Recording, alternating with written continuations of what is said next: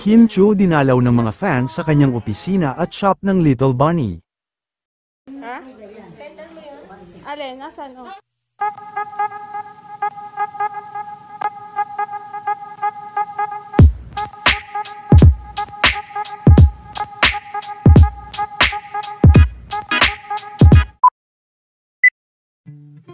Marami na nga ang talagang nakakamiss kay Kim Chiu, dahil matagal na din ito na hindi napapanood sa Showtime dahil sa kanyang mga taping sa Cebu kasama sila Mr. Paulo Avellino, at habang nakapahinga pa ito at nasa Maynila, ay hindi naman pinabayaan ni Kim ang negosyo nito at talagang hindi ito nawawala ng oras para ito ay asikasuhin.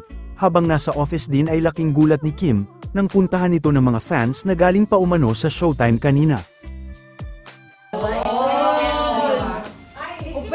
Yung sarap bumili ngayon, no? Kasama sa vlog ni Kim. Ako rin, Kim, wala ko. Hindi siya mapapasok. Wala rin ako niya. Wala yan. Kim, wala rin ako niya. Hindi mapapasok. Bigyan ko na lang kayo ng ano. Pentan mo yun? Ha? Pentan mo yun? Alin? Nasaan? Oh. Pentel mo, pinapaano nila yun? Where's my pen? Siyata sa'yo. Sa kayo na ba yun? Sa akin. Lahat kayo. Lugi ako. Yung meron lang. Yung meron lang. Yung meron lang. Yung bumili lang. Yung mayon lang. Wala kang Little Bunny ba? Wala kang Little Bunny. Wala kang Little Bunny. Wala kang Emma.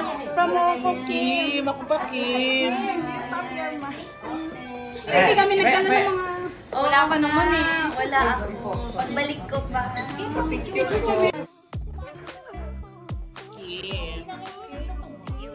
Yes! Thank you, Kim! Ayan, thank you.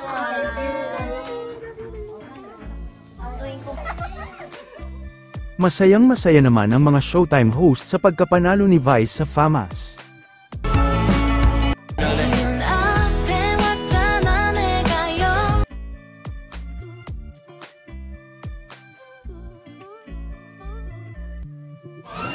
Bebe! Bebe!